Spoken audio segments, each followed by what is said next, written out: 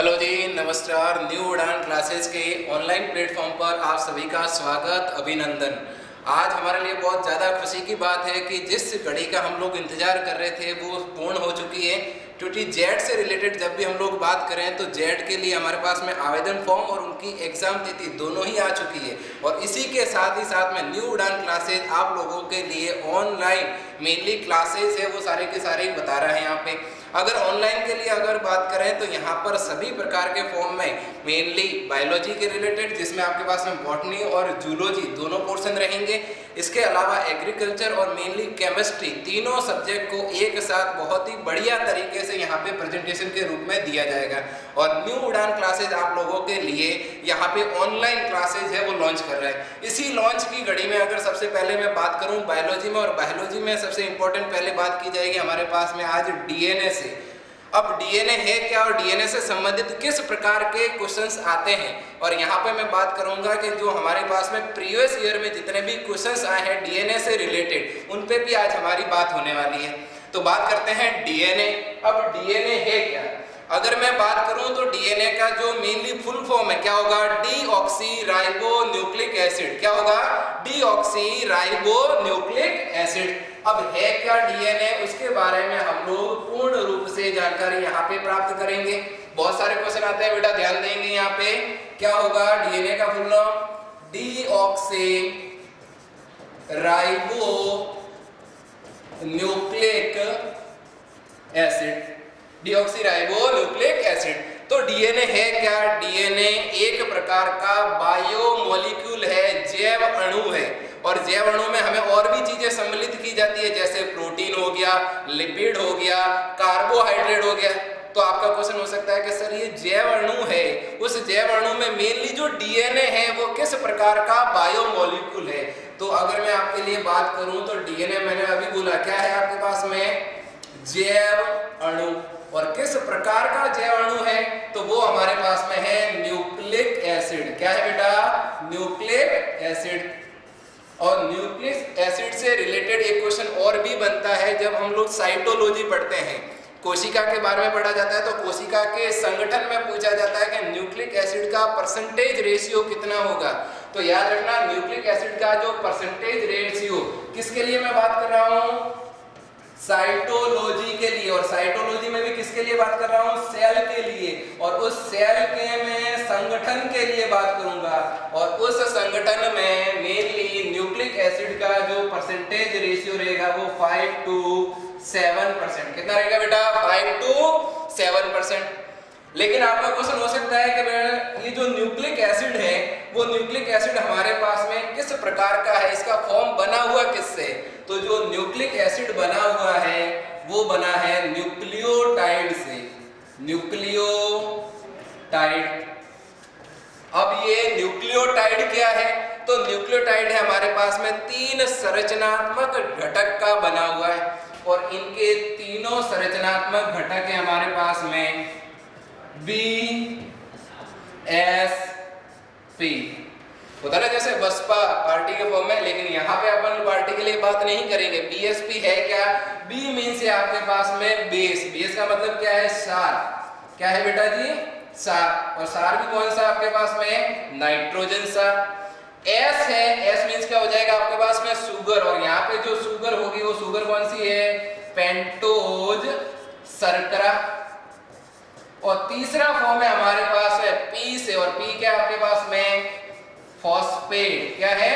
Phosphate. तो हमारे पास में फॉस्फेट, पेंटोज शर्करा और नाइट्रोजन सार, इन तीनों के जो सम्मिलित रूप है उसी को क्या बोला जाता है? न्यूक्लियोटाइड। और उन्हीं न्यूक्लियोटाइड की जो श्रृंखलाएं होती है, बहुत सारे न्यूक्लियोटाइड मिलकर क्या बनाते हैं? Nucleic acid. और यहाँ पे जो न्यूक्लिक एसिड है उसी को क्या बोल दिया? जैव अणु। और जैव अणु के रूप में हमने एग्जाम्पल का फॉर्म लिया है, वो क्या है? डीएनए। क्लियर है बेटा?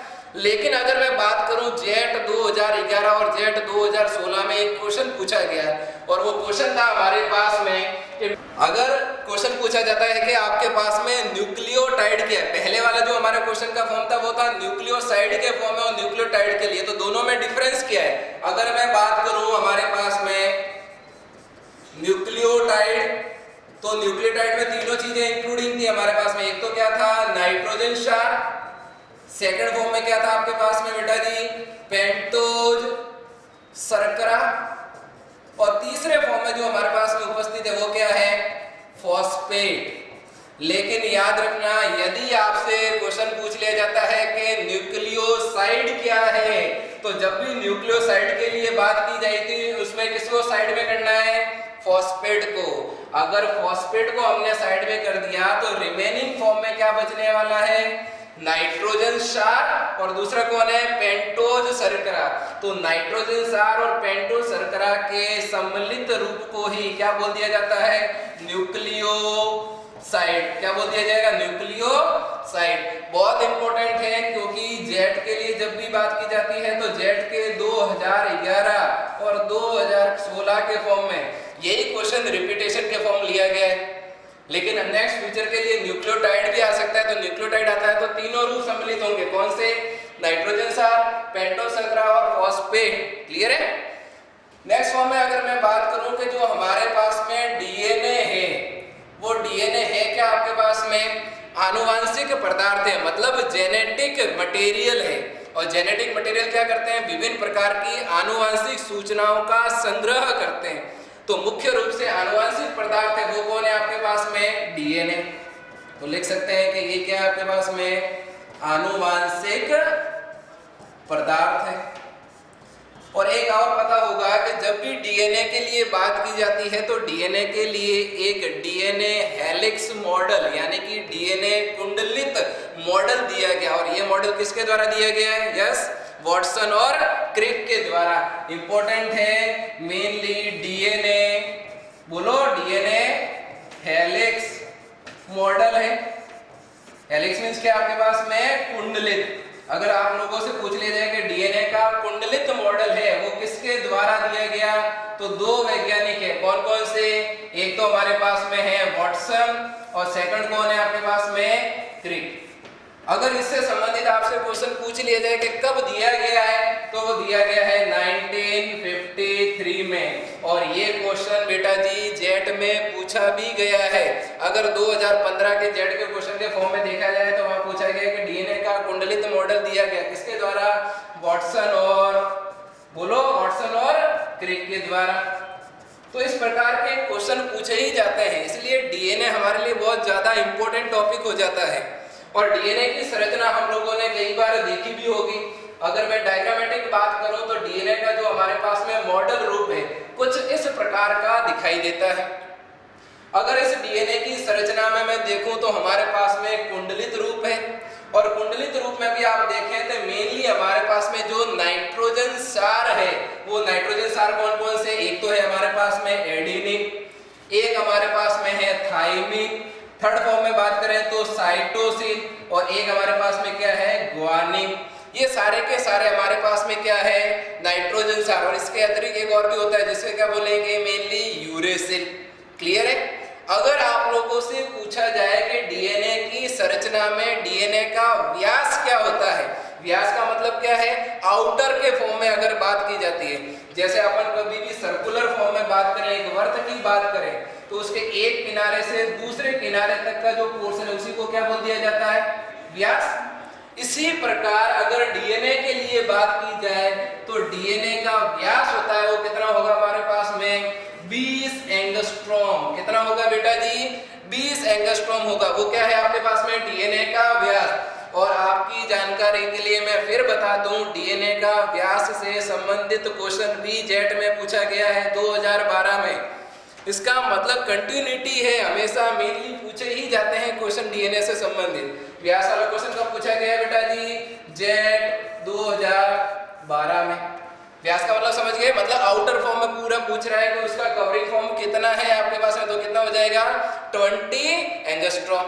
और इसके अतिरिक्त अगर आपसे पूछ लिया जाए कि मेनली जो हमारे पास में डीएनए है इसकी खोज किसके द्वारा की गई, तो आंसर क्या चला जाएगा आपके पास में, फ्रेडरिक मिचर, इनके द्वारा डीएनए की खोज की गई। लेकिन ज्यादा इंपॉर्टेंट क्वेश्चन पूछा जाता है, डीएनए का कुंडलित मॉडल है, मैंने अभी बताया था किसने की है, मेनली वॉटसन और क्रिक ने।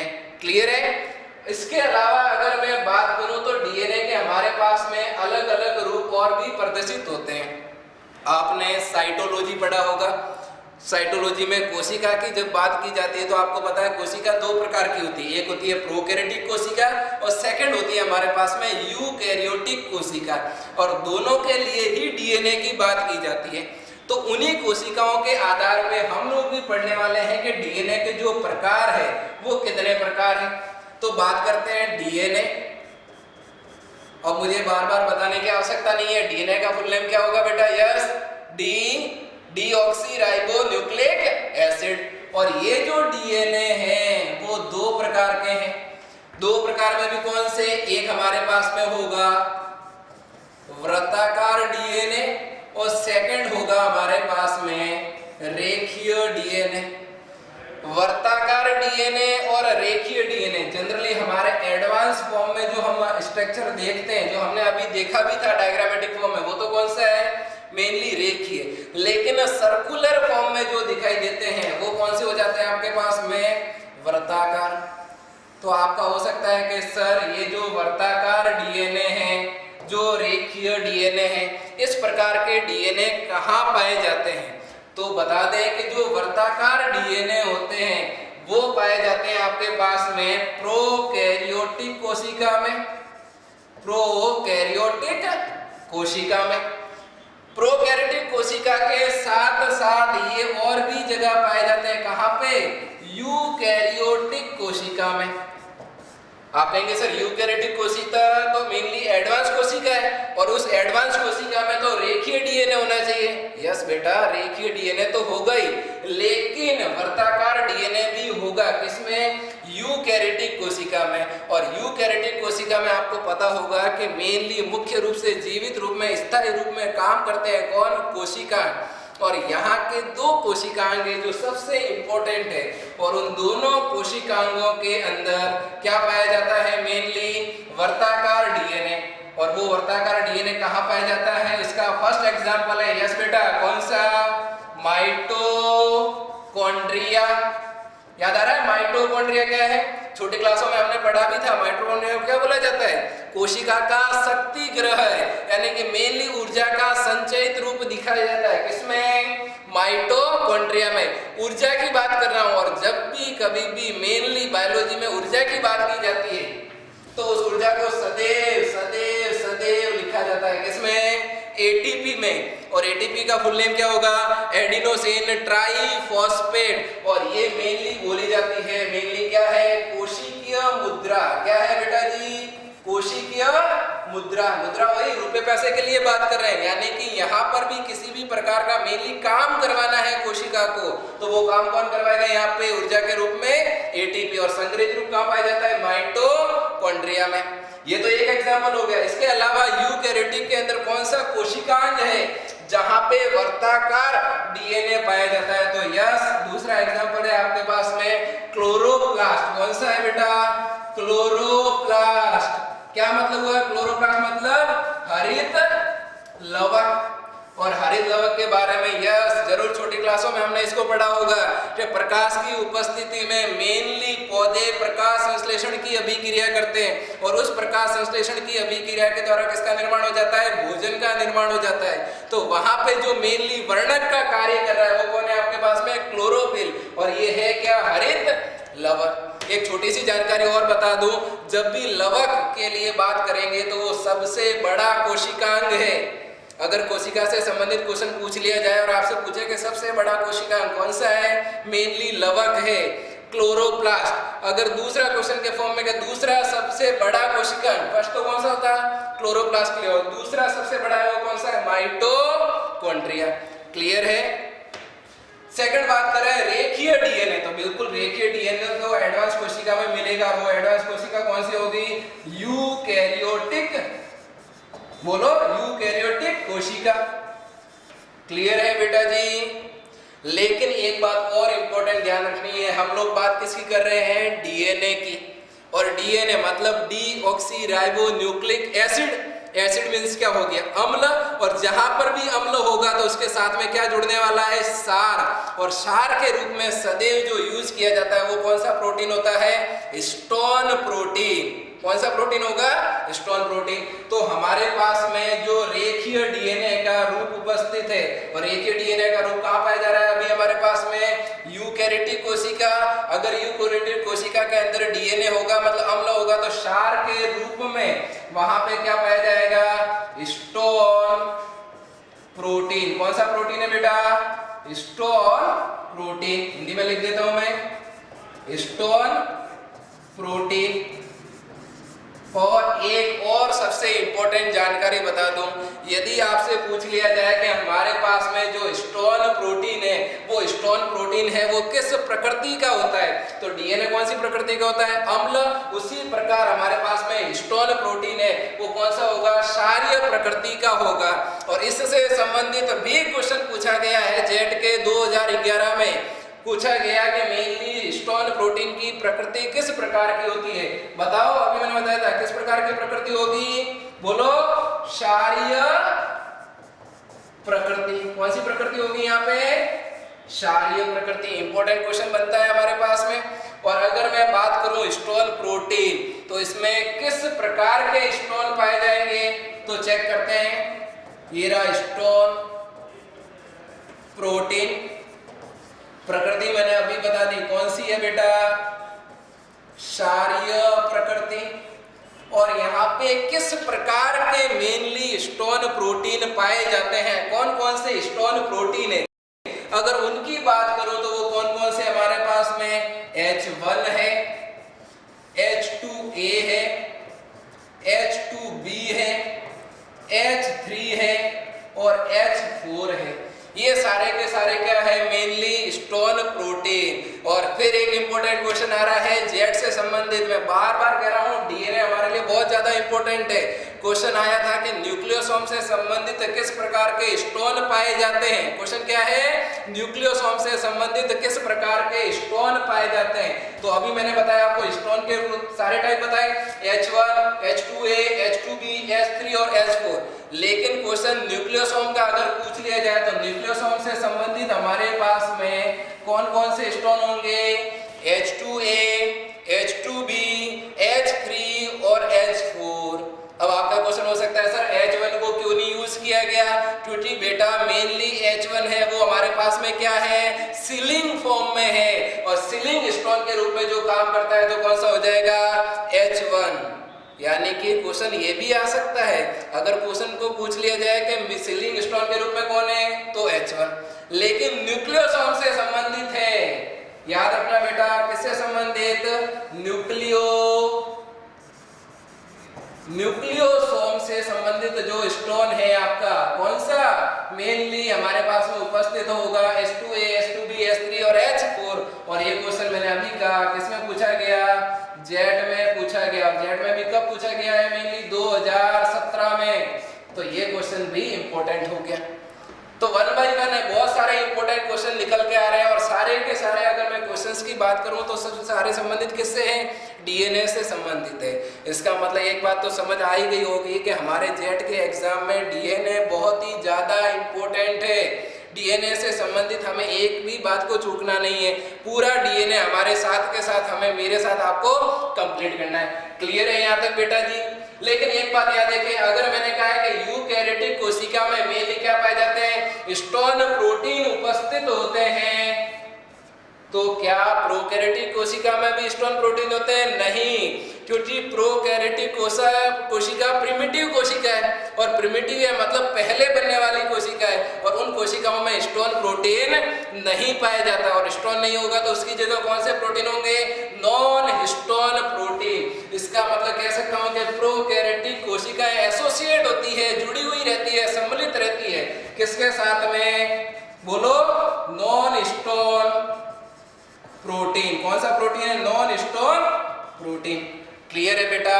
बहुत छोटी छोटी सी जानकारियां हैं, लेकिन हमारे एग्जाम के व्यू के हिसाब से बहुत ज्यादा इंपॉर्टेंट है, हमें एक भी बात को चूकना नहीं है। क्लियर है? तो ये तो आगे डीएनए के दोनों टाइप्स आएंगे, कौन से, एक तो वर्ताकार डीएनए और दूसरा कौन सा होगा, रेखीय डीएनए। अगर मैं वर्ताकार डीएनए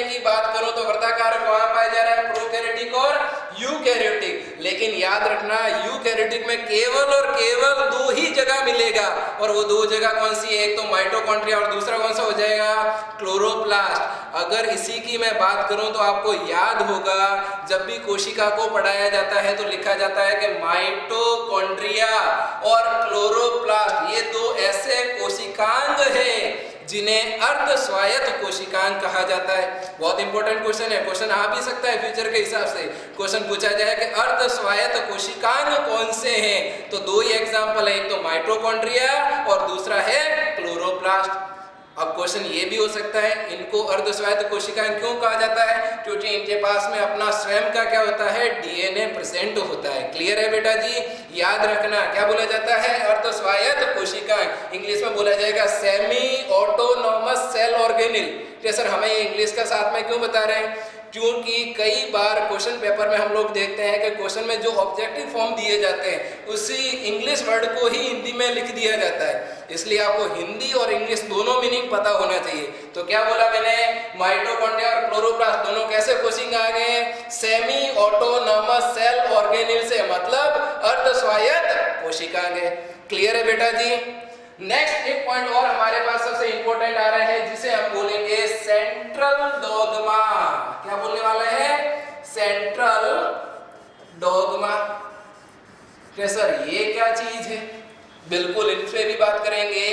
जब भी सेंट्रल डॉगमा की बात की जाती है तो हमारे पास में दो चीजें इसमें पढ़ी जाती है। एक का नाम होता है ट्रांसक्रिप्शन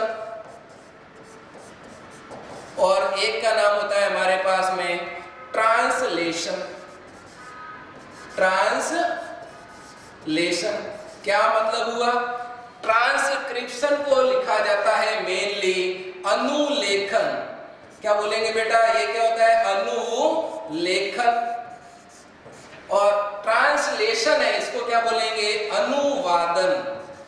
तो इसका मतलब हमारे पास में ट्रांसलेशन ट्रांसक्रिप्शन यानी कि अनुलेखन व अनुवादन है, उन दोनों को ही क्या बोल दिया जाता है? Central dogma. लेकिन फिर क्वेश्चन आ सकता है कि सर ये अनुलेखन क्या है और अनुवादन क्या है? तो याद करो हमारा टॉपिक क्या चल रहा है? डीएनए, मतलब डीऑक्सी राइबो न्यूक्लिक एसिड। तो अगर मैं इसको समझाना चाहूं तो हमारे पास में फर्स्ट से चेक करें है क्या? डीएनए। डीएनए है मेनली अनुलेखन की प्रक्रिया के द्वारा निर्माण करता है। किसका? बोलो। मेनली निर्माण करेगा एमआरएनए का। आरएनए क्या होता है? राइबो न्यूक्लिक एसिड है और आरएनए तीन टाइप के होते हैं। कौन कौन से? एमआरएनए, टीआरएनए और आरआरएनए। इनको पूरा अपन पढ़ेंगे, लेकिन अभी मैं बात कर रहा हूं कि डीएनए से किसका निर्माण हो रहा है? एमआरएनए का। और डीएनए से एमआरएनए के निर्माण को क्या बोल दिया जाता है? अनुलेखन। क्या बोल दिया जाता है बेटा? यस, मेरे साथ बोलेंगे। क्या बोलेंगे? अनुलेखन। क्लियर है? उसी प्रकार जो हमारे पास में एमआरएनए बना है, उस एमआरएनए के द्वारा किसका निर्माण हो जाता है? प्रोटीन का। किसका निर्माण हो जाता है? प्रोटीन का। और एमआरएनए से प्रोटीन के निर्माण को बोल दिया जाता है अनुवादन। क्या बोल देंगे? अनुवादन। क्या बोलने वाले हैं हमारे पास में यहाँ पे? बोलो। अनुवादन। याद रखना मेनली अनुलेखन और अनुवादन की जो प्रक्रिया का रूप है वही क्या है? Central dogma. लेकिन ये ऐसे ही नहीं बनते, इनके लिए क्या चाहिए? आवश्यक एंजाइम चाहिए। और किस प्रकार के एंजाइम चाहिए उसके लिए हम लोग अभी बात करेंगे। एक चीज और है, कई बार हम कहते हैं कि डीएनए से डीएनए का निर्माण होता है, और डीएनए से डीएनए का निर्माण क्या कहने वाले हैं? मेनली डीएनए से डीएनए मतलब डीएनए रेप्लिकेशन यानी डीएनए प्रतिकृतिकरण। यस, डीएनए प्रतिकृतिकरण ये शब्द पहले भी हम लोग सुनते हैं। कहाँ पे? कोशिका में सुनते हैं। और कोशिका के अंदर हमारे पास में हमें पता है कोशिका चक्र पढ़ते हैं, और कोशिका चक्र में मेनली अंतरावस्था की एस अवस्था में किसका निर्माण हो जाता है? डीएनए से डीएनए का निर्माण हो जाता है, मतलब डीएनए प्रतिकृतिकरण हो जाता है। क्लियर है? डीएनए से डीएनए का निर्माण, इसको बोलते हैं डीएनए रेप्लिकेशन। क्या बोलेंगे? डीएनए रेप्लिकेशन हिंदी में बोलेंगे प्रतिकृतिकरण। और अगर मैं प्रतिकृतिकरण की बात कर रहा हूं तो एक चीज और इंपॉर्टेंट आ रही है, ये क्वेश्चन भी जेट में आ चुका है और जेट के 2011 के क्वेश्चन पेपर में हम लोग देखें तो प्रतिकृतिकरण से संबंधित क्वेश्चन आया था। क्वेश्चन पूछा गया कि डीएनए का प्रतिकृतिकरण मेनली कोशिका की किस अवस्था में होता है, और जब भी कोशिका की अवस्था पूछा जाता है तो आपको बिल्कुल याद रखना है प्रतिकृतिकरण के लिए अवस्था कौन सी है, एस अवस्था। कौन सी बेटा, एस अवस्था। ये भी क्वेश्चन आ गया कब, जेट में 2011 में। तो बहुत ज्यादा इंपॉर्टेंट है, बार बार मैं कह रहा हूं मेनली डीएनए बहुत ही ज्यादा इंपॉर्टेंट है। क्लियर है। अब उसके लिए अगर बात करें कि हमारे पास में डीएनए से एमआरएनए बन गया और एमआरएनए से क्या बन गया, प्रोटीन। और मैं बात कर रहा था इनको बनाने के लिए किसकी आवश्यकता रहती है, एंजाइम की। अब एंजाइम इंपॉर्टेंट है, क्वेश्चन आता है एंजाइम किस प्रकार के होते हैं और कौन सा एंजाइम किसको बनाएगा। तो याद रखना, अगर डीएनए से डीएनए का निर्माण होता है तो उसको बोलते क्या है, प्रतिकृतिकरण। और एंजाइम कौन सा होगा, डीएनए पॉलीमरेज। कौन सा एंजाइम होगा, डीएनए पॉलीमरेज। अपन यहाँ पे इसको नोट भी कर देते हैं। फर्स्ट क्या है, डीएनए रेप्लिकेशन, ये हो गया डीएनए रेप्लिकेशन। डीएनए रेप्लिकेशन मतलब क्या हो गया, प्रतिकृतिकरण।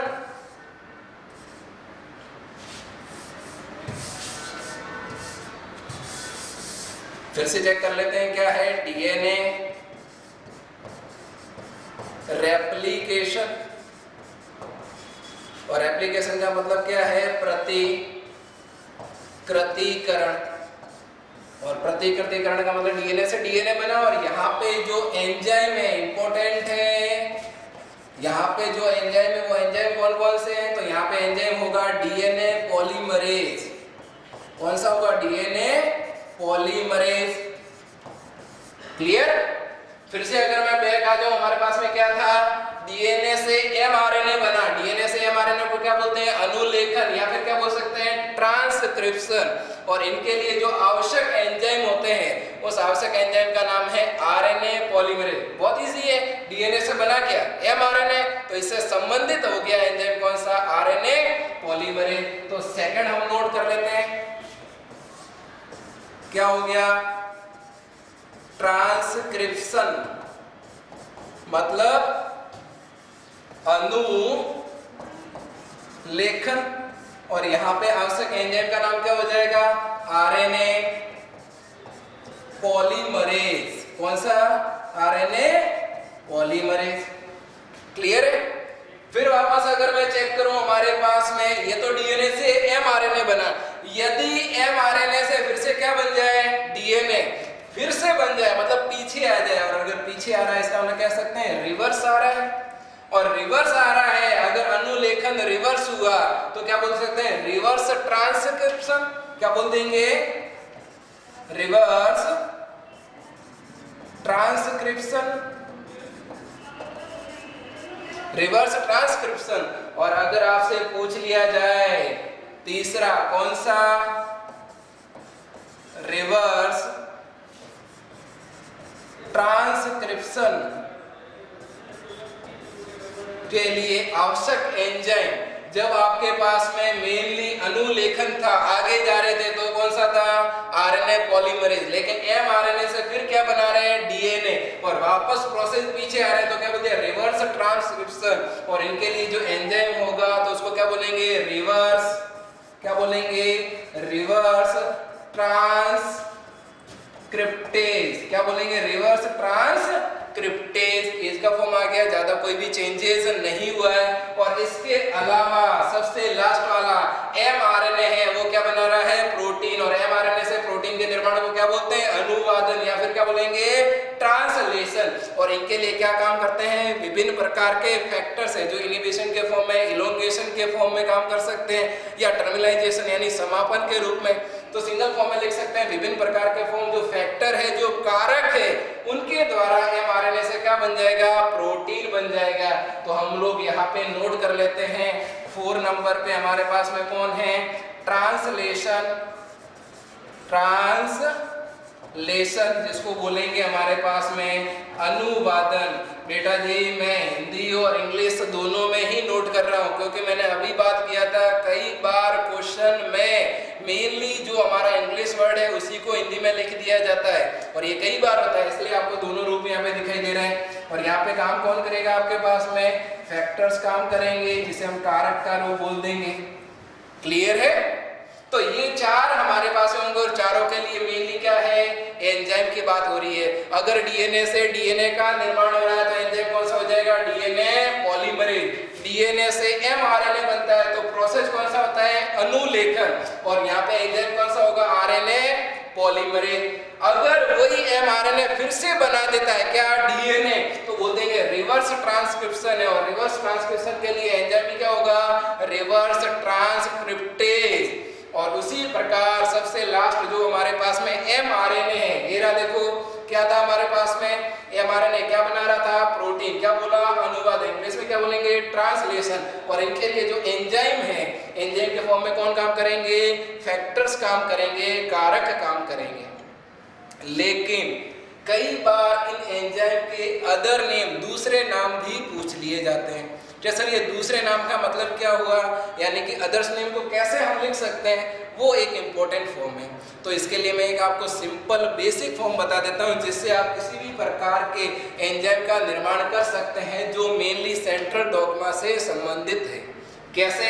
अगर मैं इसको सिंपल फॉर्म में लेके चलूँ तो इनके एंजाइम बनाने का एक तरीका है, जिसे अपन दो फॉर्म में लिखते हैं। एक तो लिख देंगे हमारे पास में डिपेंडेंट, और एक हमें लिखना है यहाँ पे पॉलीमरेज। लिख दिया। दोनों के आगे आप लोग खाली स्पेस छोड़ दें। इन दोनों के खाली स्पेस में क्या लिखना है वो इंपॉर्टेंट है आपके पास में। अगर मैं दोनों के लिए बात करूंगा तो सबसे पहले तो जो हमारे पास में है जिससे बनेगा, यहाँ कौन आएगा? जिससे बनेगा। और यहाँ क्या आने वाला है? जो बनने वाला, मतलब जो बनेगा। क्या सर क्या मतलब हुआ? जिससे बनेगा, जो बनेगा। बहुत इजी है, वापस आ जाओ। अगर नेक्स्ट स्लाइड में अगर मैं बात करूं, डीएनए से डीएनए बनता है तो क्या बोलते हैं? DNA replication. और डीएनए रेप्लिकेशन के लिए एंजाइम क्या था? DNA polymerase. लेकिन डीएनए पॉलीमरेज का और दूसरा नाम क्या हो सकता है, तो उसको देखें। जिससे बनेगा, डीएनए से डीएनए का निर्माण होता है, मतलब वो डीएनए से ही बनेगा। तो यहाँ पे क्या नोट कर दूंगा? ये हो गया डीएनए। जिससे बनेगा, जो बनेगा डीएनए से, फिर बनता भी क्या है? डीएनए। तो बहुत इजी है। मेनली एंजाइम का नाम क्या हो जाएगा? DNA dependent DNA polymerase.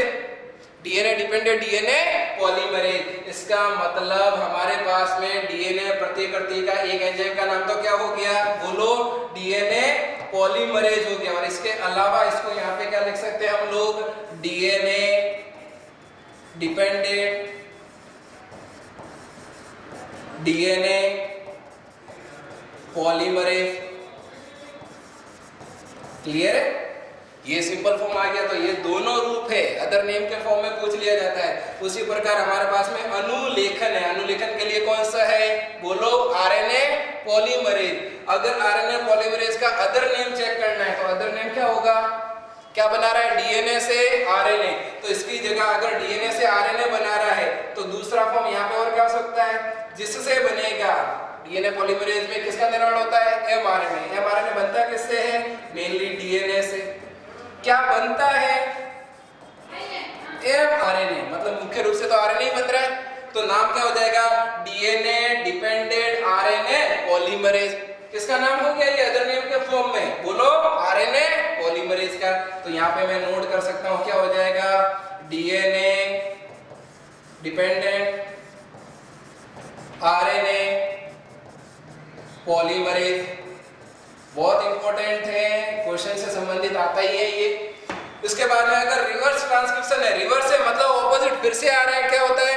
MRNA से किसका निर्माण हो जाता है? डीएनए का निर्माण हो जाता है। एमआरएनए से, इसका मतलब मैं फिर से जा सकता हूँ, रिवर्स आ रहा है तो मतलब जिससे बनेगा, किससे बनेगा? आरएनए से। जो बनेगा, कौन बन रहा है? डीएनए। इसका मतलब इसका नाम रिवर्स ट्रांसक्रिप्शन में क्या हो जाएगा? बोलो, क्या था एंजाइम? रिवर्स ट्रांसक्रिप्टेज, और इसका दूसरा नाम का फॉर्म हो जाएगा, बोलो, RNA dependent DNA polymerase. Clear है बेटा जी? ये अदर नेम के फॉर्म में। और हमारे पास में अनुवादन है, तो उनके लिए कौन काम करता है? फैक्टर से इनिवेशन का फॉर्म है, इलोंगेशन का फॉर्म है, टर्मिनाइजेशन का फॉर्म है, वो सारे फैक्टर के काम करेंगे। क्लियर है? और इनको एंजाइम के रूप में हमने देख लिया। और मेनली हमारे पास में था क्या? Central dogma. क्लियर है बेटा? अगर मैं छोटे से समरी रूप में अगर मैं बात करूं तो समरी के रूप में हमारे पास हमने आज वाला टॉपिक है, किससे स्टार्ट किया था? डीएनए से। किससे संबंधित बात किया था?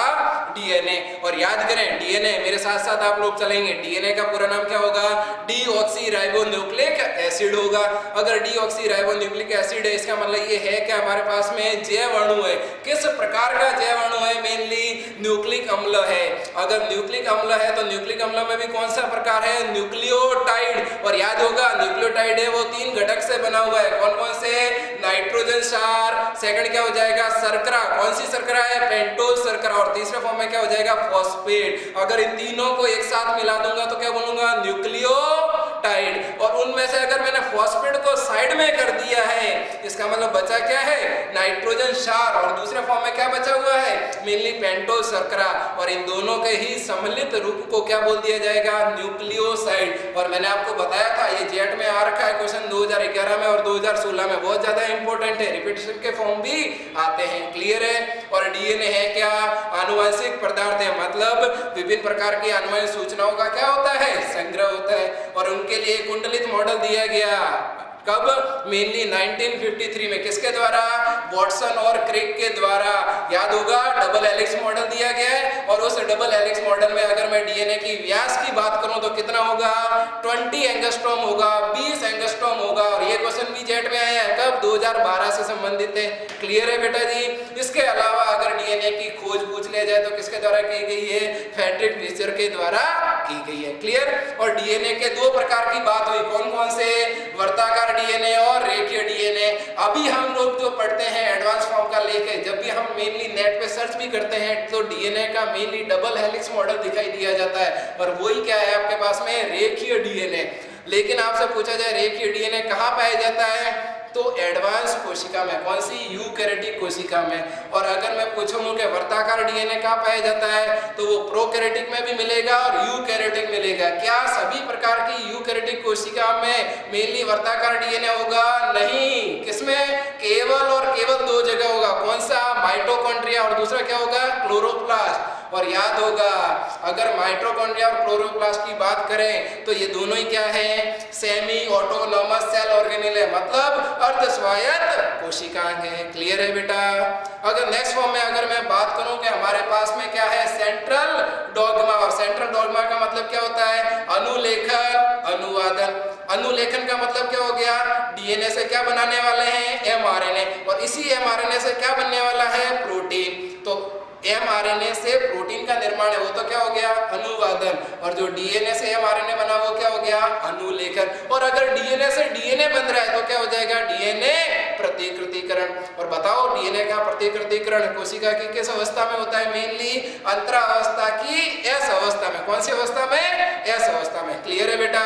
और इससे संबंधित हमारी एंजाइम की बात हो गई। अगर डीएनए से डीएनए बना रहे हैं तो कौन सा एंजाइम होगा? DNA polymerase. अगर डीएनए से एमआरएनए बना रहा है तो कौन सा होगा? RNA polymerase. और उसी एमआरएनए से अगर प्रोटीन बन रहा है तो क्या काम करेंगे? फैक्टर्स कारण। क्लियर है? और दूसरे अदर नेम बनाने का मैंने तरीका बता दिया। कौन सा? क्या करना है? डिपेंडेंट, आगे जगह छोड़ देना है। सेकंड स्पेस के फॉर्म में कौन है? पॉलीमरेज है। फर्स्ट क्या होगा? जिससे बनेगा का फॉर्म है, जो बनेगा का फॉर्म है, दोनों क्लियर वहां पे बता रखे हैं। ये एंजाइम से संबंधित आपके पास में क्वेश्चंस रहते हैं। इसका मतलब हमारा टॉपिक बड़ा छोटा सा था, लेकिन इस टॉपिक से संबंधित हमारे पास में कई प्रकार के क्वेश्चंस के फॉर्म हो सकते हैं। क्लियर है बेटा जी? नेक्स्ट वीडियो में हम लोग आगे और चलेंगे कि डीएनए के साथ साथ अगर मैं बात करूं आरएनए, और उस आरएनए की इंपॉर्टेंस क्या है, उन सभी से रिलेटेड हमारी बात होगी। ठीक है? Okay, thank you, best of luck.